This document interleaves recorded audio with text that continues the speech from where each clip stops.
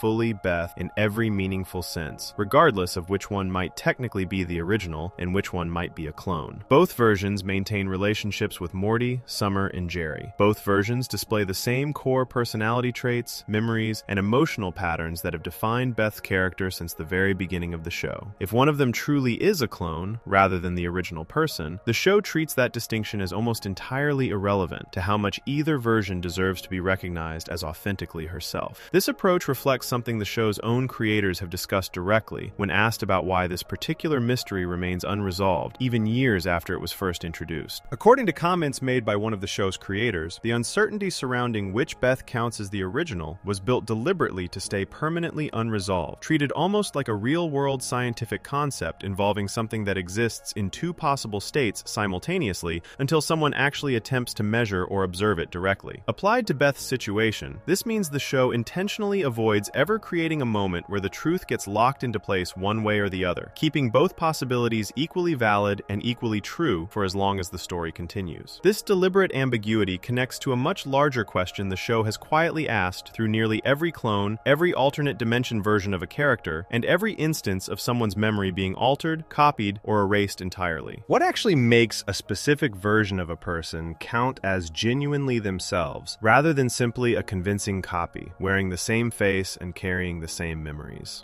Rick's own multiverse is built entirely on the existence of countless different versions of the same basic people, each one shaped by slightly different choices and slightly different circumstances, yet each one just as real and just as capable of living a full, meaningful life as any other version might be. Applying this same logic directly to Beth means that whether she is the original or a clone may not actually matter nearly as much as whether she continues living, growing, and forming real relationships with the people around her. Understanding the situation this way changes how both versions of Beth can be viewed across every episode following the events of the ABCs of Beth. Rather than treating one version as somehow less real or less deserving of the relationship she maintains with her children and her husband, the show asks its audience to accept both versions as equally legitimate, regardless of which one might technically be the copy. This mirrors something Rick himself has said many times throughout the show regarding other characters and other versions of family members he has replaced or lost along the way, though applying that same careless philosophy to his own daughter clearly carries a very different emotional weight once viewers understand just how personally this particular mystery affects Beth herself, someone who has spent years quietly wondering whether her entire sense of identity might rest on uncertain ground. The uncertainty surrounding Beth's identity connects directly to a much larger pattern the show has built around Rick's tendency to avoid facing difficult truths head-on, whether that means trapping an entire dimension inside decades decades of frozen grief, or erasing his own memory, rather than ever confirming exactly which version of his daughter he actually created a copy of. Both situations reveal a man who consistently chooses distance and avoidance over direct confrontation, preferring uncertainty and denial over facing whatever painful truth might be waiting on the other side of a clear, honest answer. Before we move on, if you're enjoying this analysis, please consider subscribing. It helps the channel tremendously. This same pattern of avoiding hard truths connects to someone else in the family who rarely gets much credit for how much she actually holds together behind the scenes, quietly managing the fallout every time Rick and Morty decide the easiest way to deal with something traumatic is simply to erase it from their own memories entirely. Section 9. Summer quietly cleans up after every mind wipe. Beth's true identity may never get fully settled, kept deliberately uncertain by a father who erased his own memory rather than face a difficult truth. That same father, it turns out, has been quietly relying on someone else in the family to clean up an entirely different kind of mess for years. Someone who rarely gets credit for how much she actually manages behind the scenes. Summer Smith often gets treated, both within the show and by casual viewers watching it, as the family member standing slightly outside the main action. Rick brings Morty along on nearly every dangerous adventure across the galaxy, treating him as an essential partner despite constant complaints and constant danger. Summer, by comparison, spends much of the show dealing with everyday teenage concerns, occasionally getting pulled into an adventure, but rarely treated as central to the ongoing story the way Morty consistently is. This gives many viewers the impression that Summer exists mainly on the edges of the family's chaos, present but not particularly important to how everything actually functions. One specific episode from Season 3 challenges this impression directly, revealing a side of Summer that most of the family, and most viewers, would never have guessed existed. The episode, called Morty's Mind Blowers, opens with Rick and Morty running from a strange creature through a bizarre, twisting dimension, carrying with them a small, glowing tortoise that grants anyone who looks directly into its eyes complete and total knowledge of everything in existence. Morty, against Rick's direct warning, looks into the tortoise's eyes anyway, gaining access to information far beyond what his mind can comfortably handle. Overwhelmed and disturbed by what he now knows, Morty throws the tortoise away, but the damage to his own peace of mind has already been done. Once they return home, Morty finds himself unable to relax or enjoy anything, including their usual habit of watching strange alien television together. Rather than helping him work through this distress in any healthier way, Rick offers a familiar solution. He reveals a hidden room beneath the garage, one Morty had no idea existed until this exact moment, filled with countless glass containers, each one holding a specific memory that Morty had previously asked Rick to remove from his mind. This archive, referred to as Morty's Mind Blowers, contains years' worth of traumatic, embarrassing, or otherwise unwanted memories, carefully organized and stored away rather than simply erased forever. As Rick and Morty begin exploring this archive together, the show reveals memory after memory that Morty had specifically chosen to forget, each one worse or stranger than the last. Some involve genuinely disturbing situations, including accidentally leading someone toward taking their own life during an earlier unseen adventure. Others reveal deeply uncomfortable family moments, including a memory showing Beth choosing to save Summer's life over Morty's without any hesitation or visible struggle during some earlier unexplained crisis. Still others reveal moments where Rick made serious mistakes or showed genuine cruelty toward Morty, memories that Rick chose to erase not because Morty asked for them to be removed, but because Rick himself did not want to be reminded of his own failures. This last detail matters quite a bit once it becomes clear how the archive actually works. Not every memory stored inside belongs to something Morty specifically requested be erased. A significant portion of the collection exists purely because Rick decided, entirely on his own, that certain memories reflecting poorly on himself should disappear from Morty's mind, regardless of what Morty actually wanted to remember or forget. This reveals a quieter, more troubling kind of control Rick exercises over Morty's own sense of his past, deciding unilaterally which parts of their shared history Morty gets to keep and which parts simply vanish because Rick finds them inconvenient or embarrassing to be reminded of. The situation grows more chaotic once Rick and Morty end up in a genuine physical struggle over the device used to manage these memories. During this fight, the machine malfunctions in a way that ends up erasing both of their memories completely, wiping out not just specific traumatic events, but their entire understanding of who they are and how they relate to each other. Waking up with no memory of their relationship, their history, or even basic facts about themselves, both Rick and Morty are left left completely disoriented, forced to piece together some understanding of their situation using nothing but the archive of stored memories surrounding them. Morty, driven by a desperate need to understand who he is, begins working his way through the stored memories one by one, inserting them back into his mind to reconstruct some sense of identity. What he discovers paints an increasingly bleak picture. Memory after memory reveals a life defined by trauma, humiliation, and mistreatment. Much of it either caused directly by Rick or made worse by Rick's careless or cruel behavior. Rather than finding comfort or reassurance in these recovered memories, Morty grows more and more disturbed, eventually reaching a conclusion that feels almost unbearable to him. If his entire existence consists of repeatedly experiencing traumatic events, only to have those experiences erased and hidden away, rather than genuinely processed or resolved, he begins to question whether there is any real point in continuing to live through more of the same pattern indefinitely. This despair leads Morty toward a genuinely dark decision, one the show does not shy away from depicting directly. He decides that ending his own life would be preferable to continuing an existence built entirely around repeated trauma followed by forced forgetting. Rick, equally disoriented and equally lacking any memory of their actual relationship, agrees to join him in this decision rather than talking him out of it, treating the situation with the same nihilistic detachment that colors so much of his usual worldview, even under normal circumstances. The two of them prepare to end their lives together, standing in the same archive room surrounded by countless glass containers holding pieces of memories neither of them can currently access. Before either of them can go through with this plan, Summer walks into the room. What follows reveals information that recontextualizes everything the audience has just watched. Rather than reacting with shock or confusion at finding Rick and Morty in this state, Summer responds with something closer to mild irritation, treating the entire situation as an inconvenience rather than a genuine emergency. She reveals that she already knows about the archive of memories hidden beneath the garage, information that neither Rick nor Morty had ever directly shared with her. More significantly, she reveals that Rick had specifically prepared her in advance for exactly this kind of scenario, providing her with detailed written instructions covering multiple possible situations that might arise if something ever went seriously wrong with the memory removal process. Following these prepared instructions precisely, Summer calmly tranquilizes both Rick and Morty, restores their missing memories using information stored elsewhere in the archive, and moves their unconscious bodies to the living room couch, positioning them in front of the television exactly as though nothing unusual had happened at all. When Rick and Morty eventually wake up, neither of them has any awareness of what actually occurred. Instead, they simply assume they fell asleep while watching one of their usual shows, and rather than thanking Summer for handling an extremely serious crisis on their behalf, they immediately turn on her with complaints, accusing her of letting them miss part of their program. This ending reveals something significant about Summer's actual role within the family, one that runs completely counter to how casually the show usually treats her involvement in Rick and Morty's adventures. Rather than existing purely on the sidelines, unaware of the deeper, more dangerous aspects of her family's life, Summer has apparently been fully informed about the memory archive for some time before this episode even begins. Her calm, practiced response to finding Rick and Morty moments away from ending their own lives suggests this is not the first time she has needed to intervene using these exact same prepared instructions. The show confirms this directly through her reaction, showing someone handling an extraordinarily dangerous situation with the kind of quiet competence that only comes from having dealt with something similar before. This detail changes how Summer's presence throughout the rest of the show can be understood. While Morty gets pulled along on dangerous adventures constantly, visibly struggling with the trauma and chaos that comes with traveling alongside Rick, Summer appears to manage a very different, quieter kind of responsibility within the family. Rather than participating directly in every dangerous mission, she seems to function as a kind of safety net specifically built to catch situations where Rick and Morty's reckless behavior threatens to spiral into genuine, irreversible tragedy. Rick trusted her enough to prepare detailed instructions for multiple possible crisis scenarios involving memory loss, suggesting he considers her both capable and reliable enough to handle situations that could otherwise end in permanent, catastrophic consequences. This also reveals something quietly troubling about how little credit or acknowledgement Summer receives for this responsibility. Rather than treating her intervention with any gratitude, Rick and Morty immediately return to their usual dynamic, criticizing her without any awareness of what she actually did for them just moments earlier. This pattern reflects a broader tendency throughout the show, where Summer's contributions, whether practical, emotional, or otherwise, tend to go unnoticed or dismissed by the rest of the family, even in situations where her actions directly prevent serious harm from occurring. She manages crisis after crisis quietly, receiving little acknowledgement in return, continuing to fulfill this role apparently without expecting any different treatment. The show reinforces this idea of Summer's competence through a smaller detail included later in the same episode.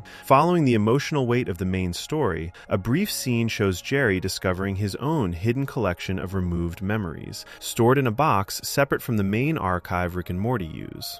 Unlike the deeply traumatic material found in Morty's collection, Jerry's stored memory turns out to be something considerably smaller in scale, though still revealing in its own way.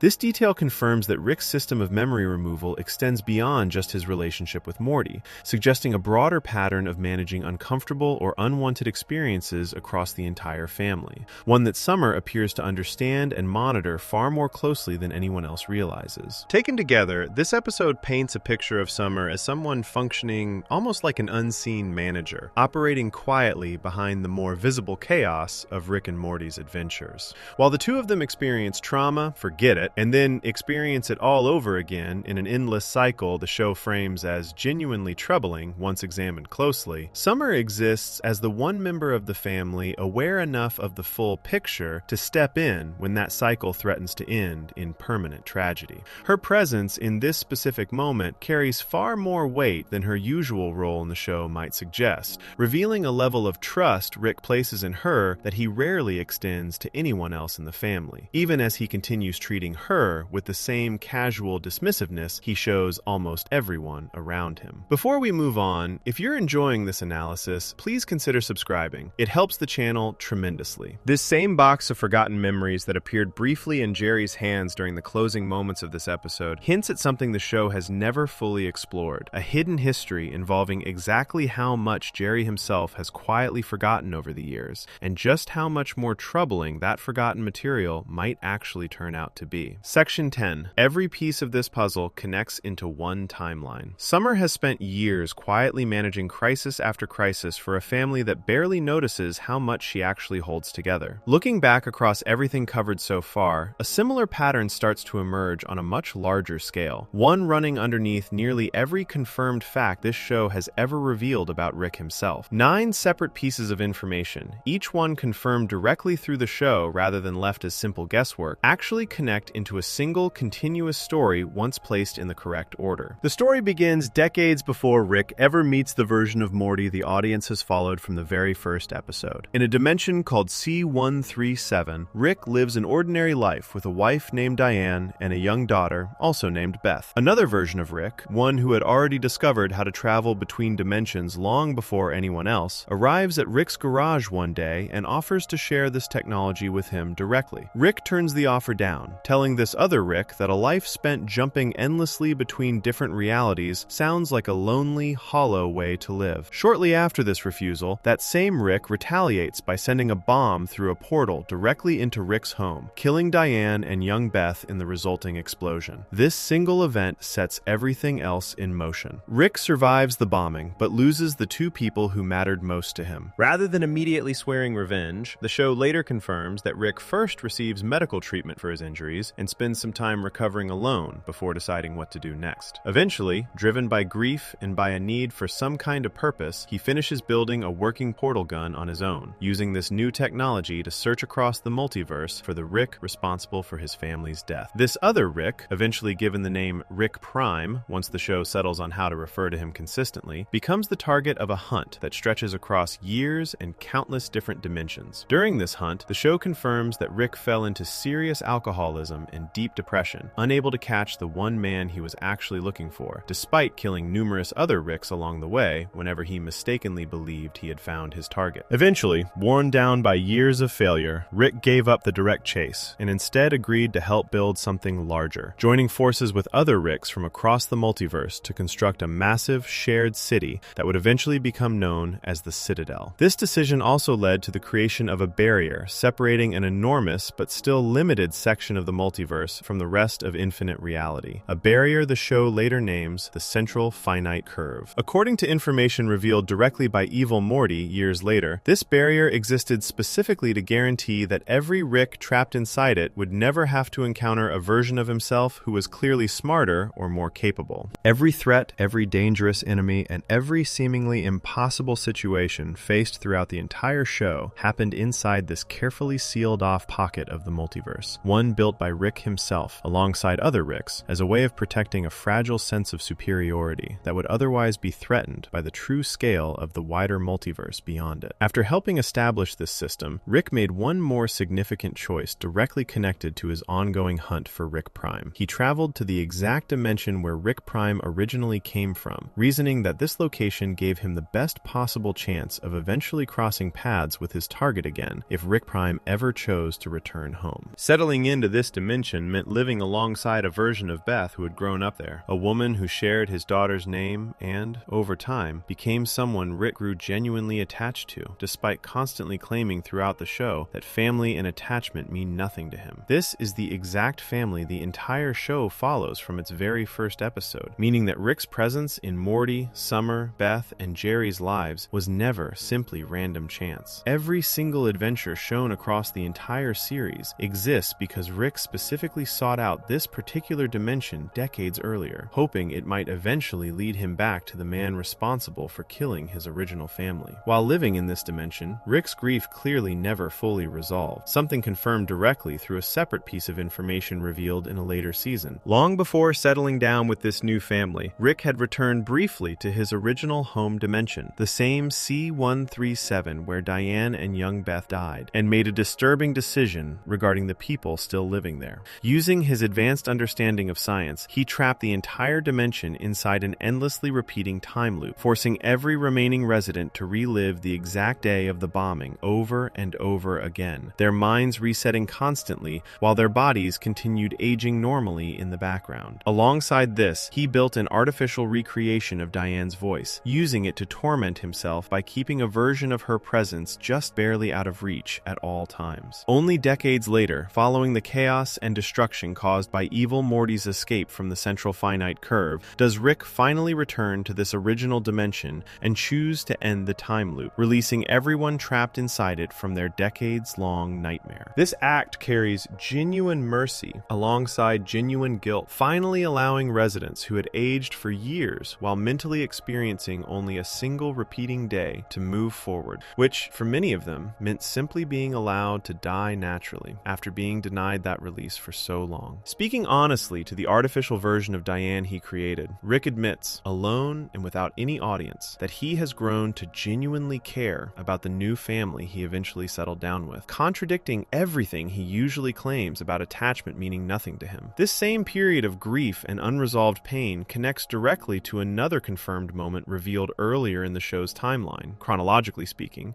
though shown to audiences before some of these other details were ever confirmed. After reconnecting briefly with an old romantic partner named Unity, a hive mind capable of controlling entire populations, Rick experiences another devastating loss when Unity ultimately decides their relationship is too toxic to continue. Rather than simply feeling sad and moving forward, Rick responds by building a weapon and attempting to end his own life alone in his garage, an attempt that only fails because he loses consciousness before the weapon can finish charging. This moment, confirmed directly through the show without any twist or trick softening its meaning, reveals just how close Rick's grief and self-destructive tendencies have pushed him toward genuine tragedy, separate entirely from the specific grief tied to Diane and Beth, yet clearly connected to the same underlying pattern of a man who struggles enormously with loss and attachment. Eventually, after years spent living alongside this new family and growing genuinely close to them despite his own denials, Rick finally gets the chance to end his original hunt once and for all, working alongside Morty and Evil Morty, who by this point has his own reasons for wanting Rick Prime dealt with. Rick tracks his original target through a series of traps and false leads before finally locating him for real. Rather than allowing anyone else to help finish this confrontation, Rick insists on facing Rick Prime alone, eventually killing him and finally closing out a hunt that began decades earlier with a single bombing that destroyed his first family completely. Rather than providing the relief or closure Rick might have expected after finally achieving this long-sought revenge, the show confirms that killing Rick Prime leaves him feeling hollow and directionless instead. Morty celebrates the victory, relieved that the man responsible for so much pain is finally gone, while Rick himself simply goes through his daily routine afterward with a distant, empty expression, having lost the single defining purpose that shaped nearly every choice he made since the moment Diane and young Beth died. Placed together in this order, every one of these confirmed details tells a single, continuous story about grief, attachment, and the lengths one person will go to in order to avoid facing pain directly. A bombing that killed a wife and daughter leads to alcoholism, depression, and a years-long hunt for revenge. That hunt leads to the creation of an entire protective system spanning countless universes, built specifically to shield a fragile ego from ever facing anyone smarter or more capable. That same grief leads to an entire dimension being trapped inside decades of repeated suffering, alongside a haunted house built specifically to deny its creator any real peace. A separate romantic loss nearly ends in tragedy entirely on its own, revealing just how deeply this pattern of self-destruction runs beneath the surface of someone who spends most of his time joking, drinking, and pretending none of it actually matters to him. And finally, achieving the one goal that shaped his entire adult life leaves him no closer to genuine peace than he was before, suggesting that revenge alone was never actually capable of healing what was broken in the first place. None of this excuses the very real harm Rick causes throughout the show, both to strangers and to the family he claims to care so little about, while clearly caring a great deal underneath the surface. Understanding this full timeline does not make his selfishness, his recklessness, or his frequent cruelty toward the people closest to him any less real or any less damaging. What it does provide is context, a clearer picture of exactly where that behavior originates from, tracing back through years of confirmed canon events rather than left as simple, disconnected jokes about a chaotic scientist who happens to drink too much and care too little. Every fan theory covered across this entire video began as a small, disconnected observation, a strange detail noticed in the background of a crowded scene, an oddly specific character trait, a pattern that seemed too consistent to be pure coincidence. One by one, the show confirmed each of these theories directly, transforming scattered pieces of evidence into a complete, connected picture of exactly who Rick Sanchez actually is underneath all the noise, the humor, and the endless multiverse chaos surrounding him. If you enjoyed this video essay, make sure to subscribe. Thanks for watching, and I'll see you in the next one.